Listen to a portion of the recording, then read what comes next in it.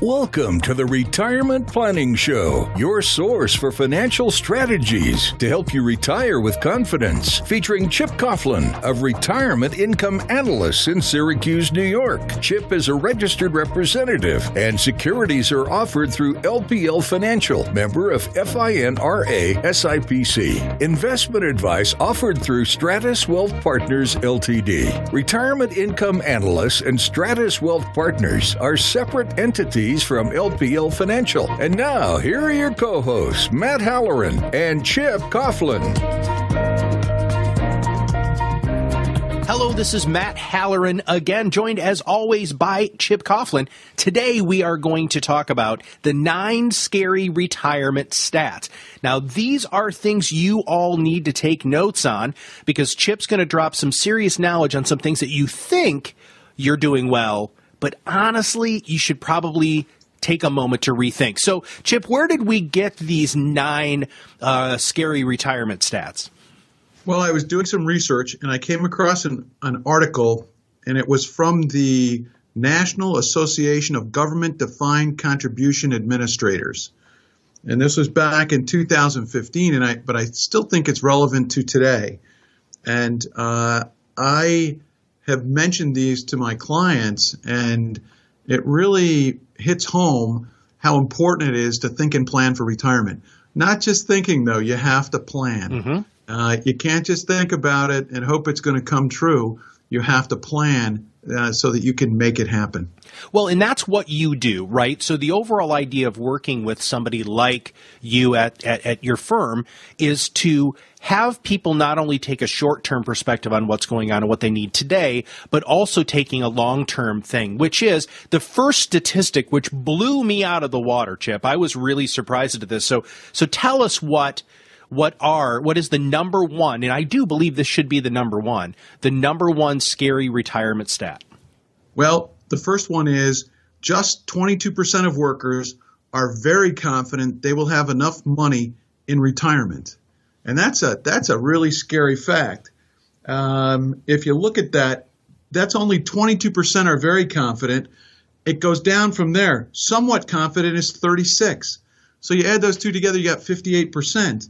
How about not too confident, 17%, and not confident at all is 41%. Oh, 41%. So almost half the people out there are not confident they're going to have enough money to retire. Oh, that's brutal, man. So, and I'm assuming that since you've been doing this for so long, you see the same thing when you're meeting face-to-face with clients?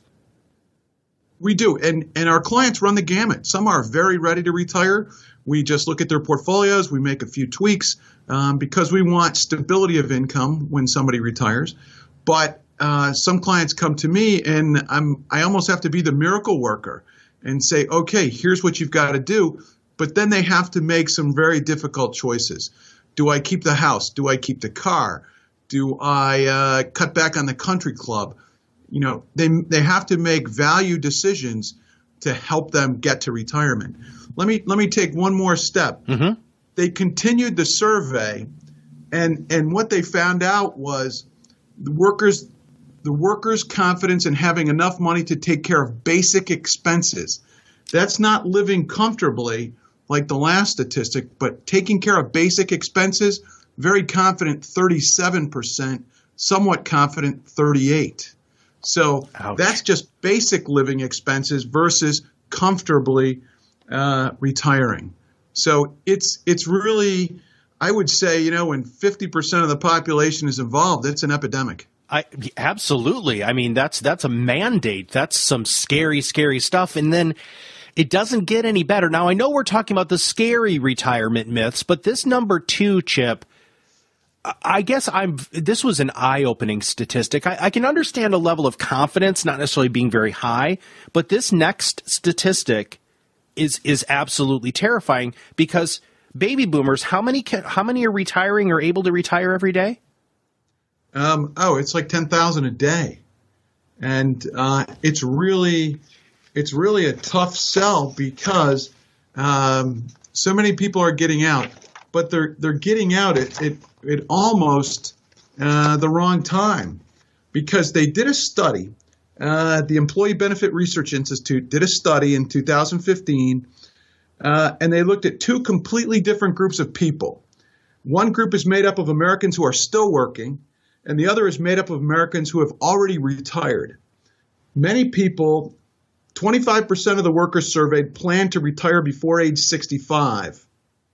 I'll say that again. Let me start that answer over. 25% of workers surveyed plan to retire before age 65. However, those expectations are not consistent with the experience of the retirees who are surveyed. In those surveys, 65% of the retirees actually retired before reaching 65. Okay? The point is, many people plan to leave the workforce earlier than planned due to reasons which may include health problems, disability, changes to their company such as downsizing or closure. Can I say that one again? Absolutely. Okay. The point is that many people may leave the workforce earlier than planned due to reasons which might include health problems, disability, or changes at their company, such as downsizing or closure. Like many current retirees, some workers are likely to find themselves vulnerable to an unplanned early retirement for health, family, or other reasons. So postponing retirement to make up for inadequate preparation may be a problem for some. That doesn't tell the whole story, though. Mm-hmm. So people are falling out of the workforce earlier than expected. Again, 25% say they want to retire early, mm-hmm. and what you're finding is 65% actually did, but it's not for the reasons you would think. They didn't leave on their own terms. Right. They left because they were essentially forced out due to poor health, a disability, a job change, relocation, and things like that. Well, and that really does lead to number two, though. So if they're getting out early and it's unplanned, this second statistic is even more terrifying. It really is. The second statistic is 45% of Americans have saved exactly nothing toward retirement. So what are they supposed to do, Chip? Well, you got to start young. You got to save early, and you got to save often. And I tell that to all my clients. And when I get a young client, I tell them, get in, stay in, reinvest along the way.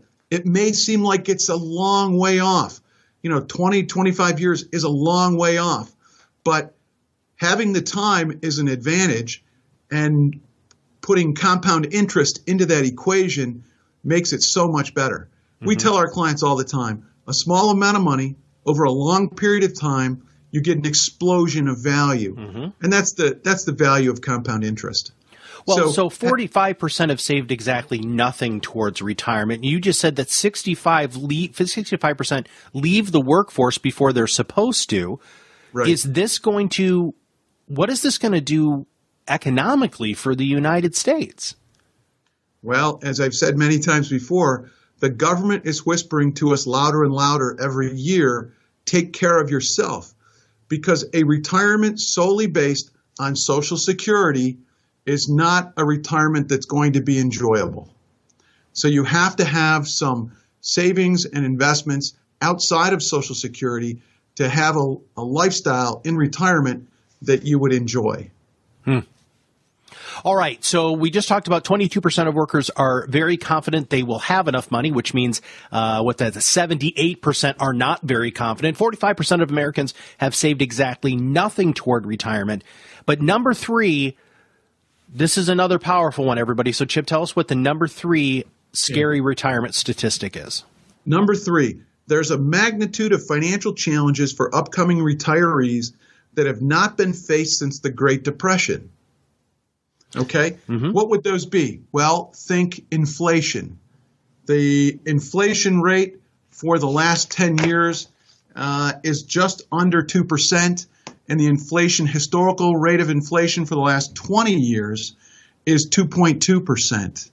And we think inflation has been very low in the recent years, but as interest rates go up now, we're going to see some inflation rise. And let's not forget, many of the other countries around the world have inflation rates that are much higher than ours. The second thing that I see is people are living longer. The life expectancy of a person that's 65 years old, of a female that's 65 years old, is 85. So essentially, the longer you live, the longer you will live. Mm-hmm. And because of a longer life expectancy, you have to plan for your money to live as long as you do. Okay? Right. The next idea is a decline in pensions. We're talking pensions in the old time sense, the pensions that your parents may have had, your grandparents may have had. The pension would be a retirement plan solely put together by the company that they worked for, and those are declining. Okay, and there's a lot of reasons for that decline, but as 401ks become the mainstream, and they've been around for a while now, the true pension plan is disappearing fairly rapidly. And because of that, people are given the option to save, and many of them don't instill a savings behavior into their financial affairs so that they don't put any money away for retirement. Because let's face it, in a 401k, if you don't put money away for retirement, typically your employer doesn't have to put any money away through a match, and so you're left with nothing downstream. Mm-hmm. So decline in pensions is a big one. And the last one, I think, is people retiring early.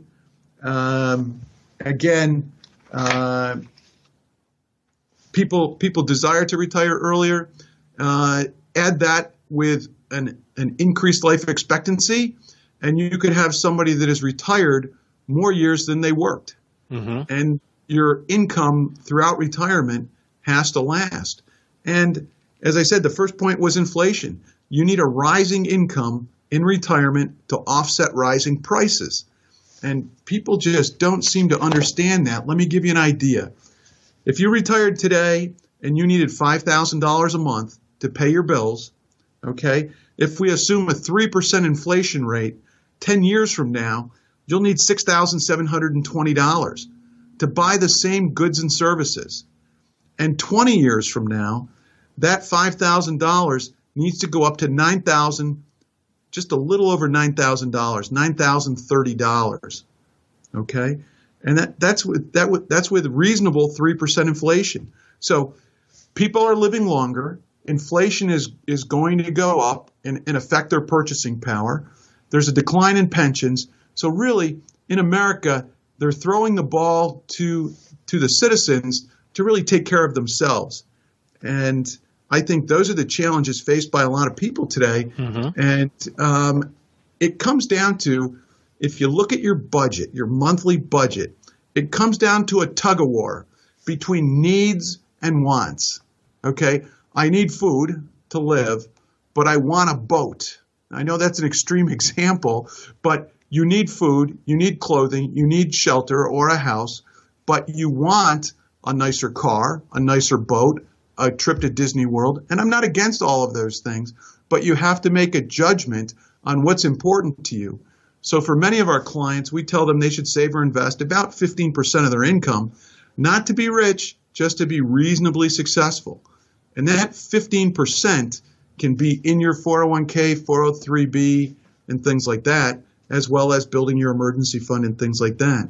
But in America, the want it immediately generation, the fast food generation, they want that boat right away. Instead of having a goal and saving towards it, they want it today. So they go out and finance the boat, and they put retirement on the back burner. Mm-hmm. And unfortunately, time marches on for everyone. And they get down the road, and it takes so much more investment over a short period of time that it's almost you can never catch up. Right.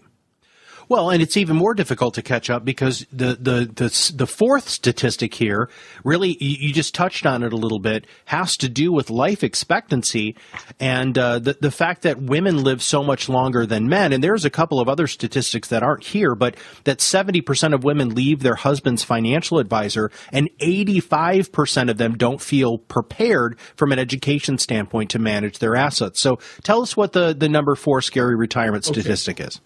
Number 4 is the life expectancy of a woman is 85 years old, assuming she's 65 today, causing the women to potentially encounter more grief than men. And, you know, the life expectancy of a woman at 65 is 85. The life expectancy of a male at 65 is 82. So there's a 3-year gap there.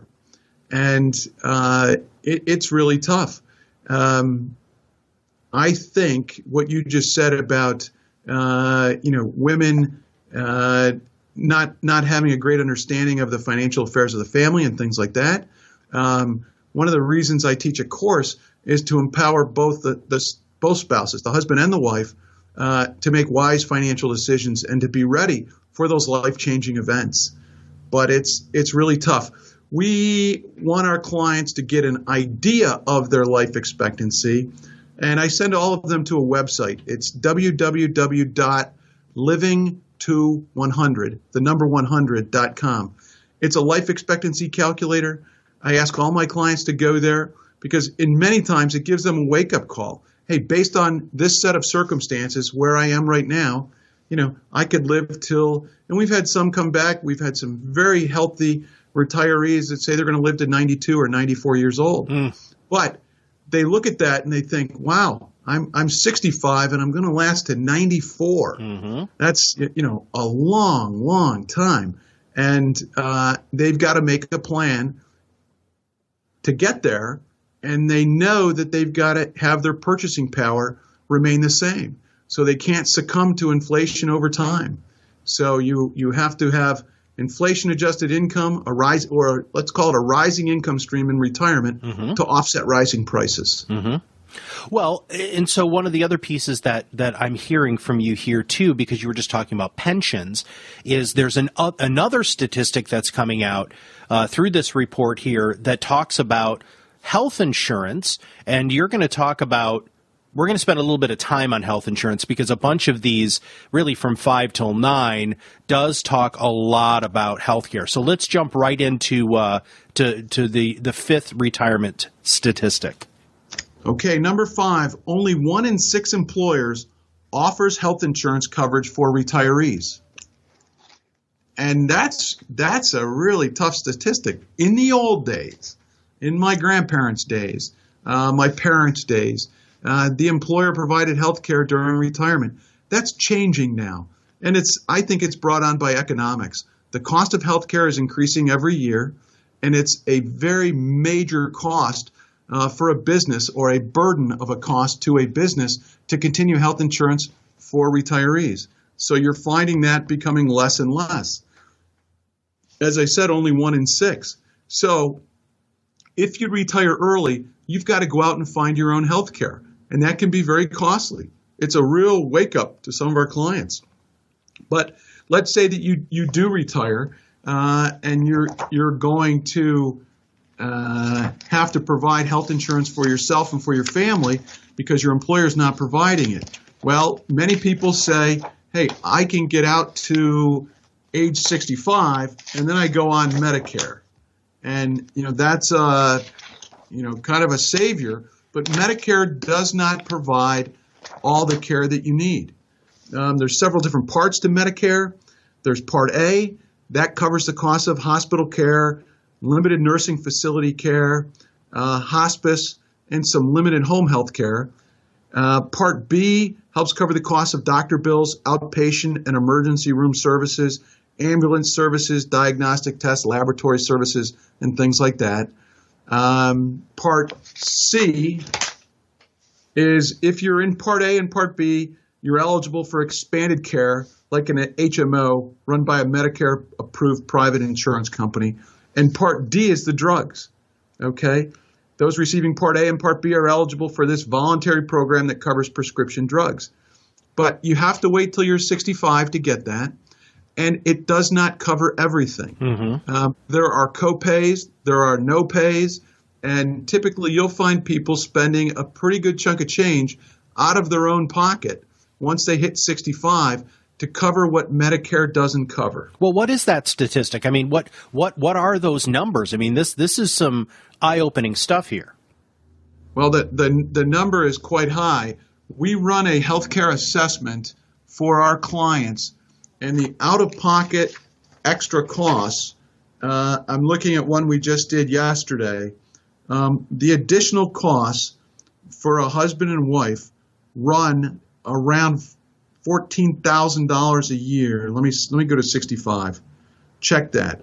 The total for a husband and wife additional costs on the first year at 65, 66 is around $2,500 per year, but it seems to go up every year because the cost of healthcare goes up, right, and the cost of drugs go up. And Medicare isn't the total solution, but there are ways to supplement that with some Medicare supplement policies that'll pick up some of the co-pays and the no-pays. But again, those are costs you're going to have to bear. And I'll tell you, healthcare costs in retirement is not an option. It's an essential cost. Right. Many people overlook that. They're thinking I'm going to have a certain amount of dollars per month, and that's going to pay for my living expenses, pay for my car, pay for my travel, and things like that. But you've got to have health care.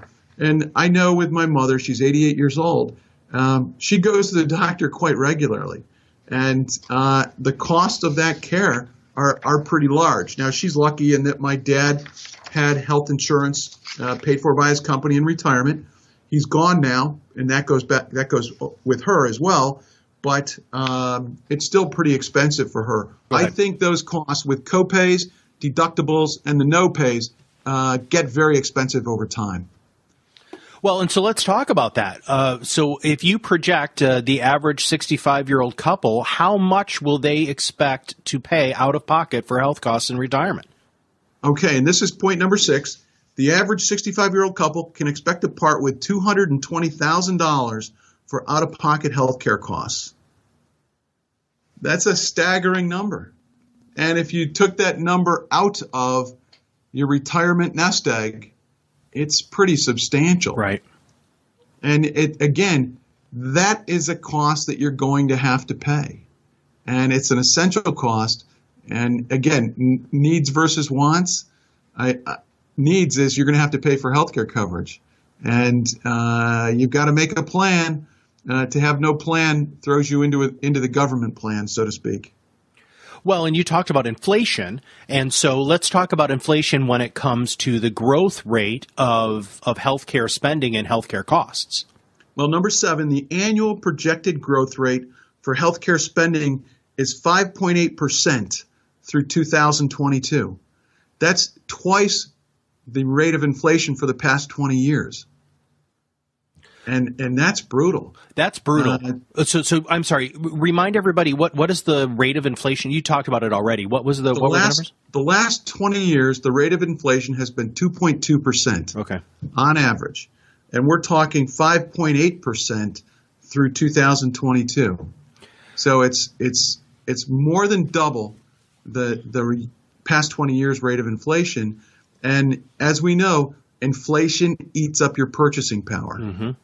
How do you plan for this stuff, though, Chip? I'm sorry to put you on the spot here, but we're already through number 7, and I've got these gears turning. I don't know if you can hear them in my brain. It sounds like a terrible grinding noise.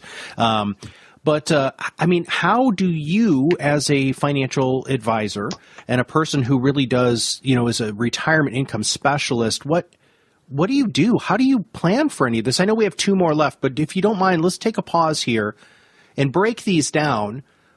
Save early, save often, I got that. But when you're talking about $220,000 for out-of-pocket health plus a different inflation rate for healthcare spending than what's the normal inflation rate, how do you keep all of that straight?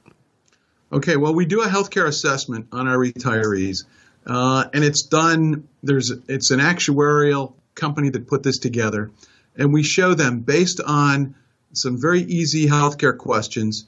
Looking at their personal and historical health care, how long they're going to live, because there's a life expectancy calculator built into that, but it also looks at their current state of health and makes projections based on that. And that's a cost that they really have to set aside. And they can set it aside. They can have a sinking fund, meaning they put a certain amount of dollars in over time. We can tell them what the median is.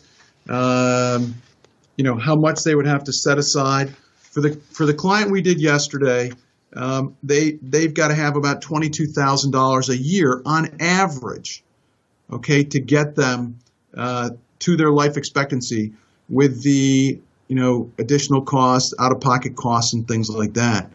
And we have to have a fund they can draw down $22,000 a year on average. Now, some can't step up to $22,000 a year. So we try to find a number that works for them. If it's $10,000, we'd put a certain amount of money away. If it's $15,000 or if it's $22,000, obviously you got to have a nice chunk of change to put away $22,000. Mm-hmm. In that case, it might be $400,000 or something like that, and that's a huge number. So if you have that, you're fine. But if you don't, you have to choose a lesser path and hope for good health. Mm-hmm. You'd have to put less money aside, but you have to have some money aside because taking it out of your current income will be devastating over time. Because let's face it, costs are going to go up in retirement. You're going to live a longer retirement. And if healthcare costs are going up, you're going to be struggling to just keep your nose above the water because the tide is rising with inflation and the costs of doing all these things. Food, shelter, clothing, car expenses, maybe some travel, but healthcare costs. Again, if everybody's listening, it's an essential cost. It's not optional. But Chip, I mean, what about? I mean, you just went through Medicare, right? So what about Medicare and Medicaid? I mean, how much of that aren't I supposed to be taken care of? Okay. Well, Medicare is out there for everybody, but Medicaid is kind of the fallback position. You have to essentially be broke to get Medicaid. And when we talk about even like long-term care, and that's that's the last point in here. Number 8 is Medicare will pay an average of 62% of retirees' healthcare costs. So if we figure 62% of your healthcare is going to be paid in retirement through Medicare, but if you look at long-term care, and 70% of us are going to need some long-term care in our retirement, and there's certain ways to get there. You can have a long-term care policy that picks that up, but those policies are getting increasingly expensive, and the field of companies that are in that area is getting very, very small. So it's tougher to get. There's fewer companies, and because the incidence of claim is rising, the cost of care is going up. The cost of the policies is going up pretty good. So people often ask me, is my Medicare going to pay for long-term care? And the answer is not really. Medicare is a federal health insurance program, and it provides short-term medical benefits. But Medicare only pays for skilled care. In general, other than hospice care, the condition being treated must be improving to continue receiving Medicare benefits. Well,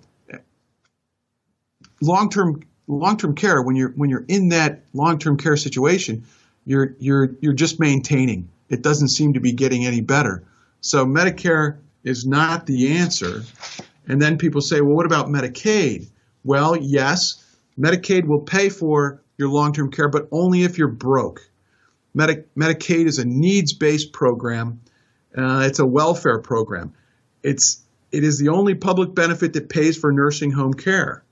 Okay, but you have to be almost busted to get Medicaid to pay for it. You have to meet financial qualifications, and I wrote these down. A nursing home patient is not allowed to have more than $2,000 or $3,000 if married, if they're a couple, of countable assets. Okay, and the countable assets are going to be bank accounts and things like that, savings accounts and such. The community spouse living at home is allowed to keep a limited amount of countable assets to live on. They're calculated by different states, but they can touch the income from your retirement accounts. They can't touch the principal. So Medicaid is not the answer. And I try to tell my clients, you have to impoverish yourself to get that, and it just doesn't work. Right. Nobody wants to go down that route.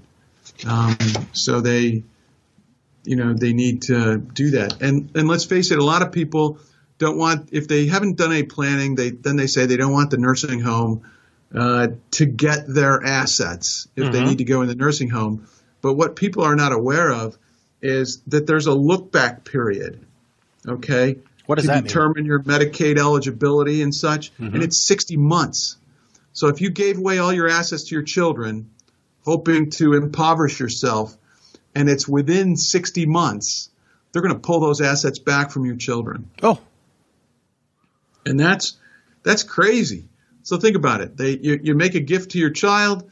You go into the nursing home. The state comes in. They do a little calculation. We're going to go back 60 months. They look at your bank accounts, checking account statements. They look at everything, and they see that, oh, you made gifts to your family 36 months ago, 3 years ago. Right. We need that money back. And where do you think that money went? I mean, we've been brought clients that have given that money away, and then the state had to claw that money back, and the children had already spent those dollars. Right. They bought a boat. They took a vacation. They didn't necessarily spend all of it, but they spent some of it. So now the hardship is on the children to give that money back, and if they've spent some of it, they've got to find the assets to give back. And that's very difficult. That's brutal, man. All right, so let's go through the 9 scary retirement stats one more time, and then after you get to number 9 and you finish number 9, let's talk about what you tell people a little bit more in these classes that you teach about how they can make it so that they're not going to be part of these really scary statistics. Well, okay, the first one is 22 workers are very confident they will have enough money in retirement, but it's just 22%, so it's not much. Number 2 is 45% of Americans have saved exactly nothing towards retirement. That's a tough statistic. Number 3, the magnitude of financial challenges for upcoming retirees. There is a magnitude of financial challenges for upcoming retirees that have not been faced since the Great Depression. And again, that's a really tough thing. We're talking inflation, longer life expectancy, decline of pensions, and perhaps retiring early. Number 4, the life expectancy of a woman at 65 is 20 more years to 85. Because women outlive men, they potentially encounter more financial grief than men. So living longer is a benefit, but it's also creates some challenges financially. Number 5, only 1 in 6 employers offers health insurance for retirees. Okay, who's going to pick up that bill? We have to plan for that. Number 6, the average 65-year-old couple can expect to part with $220,000 for out-of-pocket health care costs during retirement. That money has to come from somewhere. Number 7, the annual projected growth rate for healthcare spending is 5.8% through the year 2022. Again, that's twice the rate of inflation from the last 20 years. Number 8, Medicare will pay for an average of 62% of retirees' healthcare costs. The question there is, where's the other part of it going to come from? The other 38%, where is it going to come from? And number 9, the average long-term care costs for 1 year, that's a single year, if you're getting long-term care, is $200,000 plus. So it could be more than $200,000. Well, and so 5.8%, projected growth rate on $200,000. That's a lot of money. It surely is. So the class we teach, we tell our clients, number 1, to be aware. Number 2, they've got to have a plan. And they really have to manage their lifestyle and their assets appropriately. It starts with a budget. It starts with a cash flow analysis. It starts with a net worth statement. So those 3 things, and it's basically taking a financial inventory of where you are now. And the earlier you do that, the earlier you get on this program, the better it's going to be for you. Because time and compound interest can help you solve these equations, but coming in at the end, coming to see me at 64, wanting to retire at 65, there's almost no planning capability there because time is running out. We had a client come to us. They were from a neighboring city, and they came to see us, and they had a nice house, a beautiful house, but their children were grown and gone. The children never came home, and they owed $220,000 on a house that was worth $450,000, let's say. And they had quite an expensive car.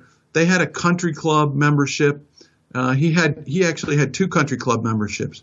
And I asked how many times he played golf in the previous 12 months, and he said 6 times. So he had 2 country club memberships, and those are very expensive. He was spending almost $1,200 or $1,300 a month on country club memberships. And he wanted to retire in 6 months. And he had no possible way of doing that because he had a big mortgage. He had a big car payment, and he was spending money at a country club that he absolutely spent. He was way over his head. So I would say he had a lot of show, but he didn't have a lot of go. And so the ideas we had to give him, or the remedy to his situation, was a tough one. Sell the house, take the cash, buy a condo, no maintenance, smaller space, lower taxes, and so on. Sell the car, take the net proceeds, and buy a small, they're not small anymore, but buy a Toyota, Kia, Hyundai, Honda, something like that. Again, limiting his cost, reducing his overhead expense. And lastly, I had to tell him, you got to get rid of the country clubs. One is too much, and 2 is way too much. So we had to tell those to him. And he saw the light eventually, and he said, I have to make some changes. And it was because his lifestyle line, if you think about it as a graph, his lifestyle line was right on his income line. Mm-hmm. Okay? He was spending everything that came in the front door. And it was killing him. Because he was doing that, he couldn't set aside enough money to plan for a good retirement. So he had to make some changes right now. And they were logical changes. But it was a blow to his lifestyle and standard of living. But if he kept on the course he was on, it's like a plane running out of gas. It's not a good ending. It's not a good ending. Yeah. All right. Thank you very much. Any other closing thoughts? That's it for today. The key is prepare. Prepare in advance. Don't wait. Don't put it off till tomorrow, because putting it off ultimately leads to having no options in the end. Well, and thank you for giving all of our listeners today a lot more options and a good wake-up call on these 9 scary retirement statistics. This is Matt Halloran for Chip Coughlin. Thank you, and have a magnificent rest of your day. Securities offered through LPL Financial, member FINRA SIPC. Investment advice offered through Stratos Wealth Partners, a registered investment advisor. Stratos Wealth Partners and Retirement Income Analysts LLC are separate entities from LPL Financial. Content in this material is for general information only and not intended to provide specific advice or recommendations for any individual. All performance referenced is historical and is no guarantee of future results. All indices are unmanaged and may not be invested into directly.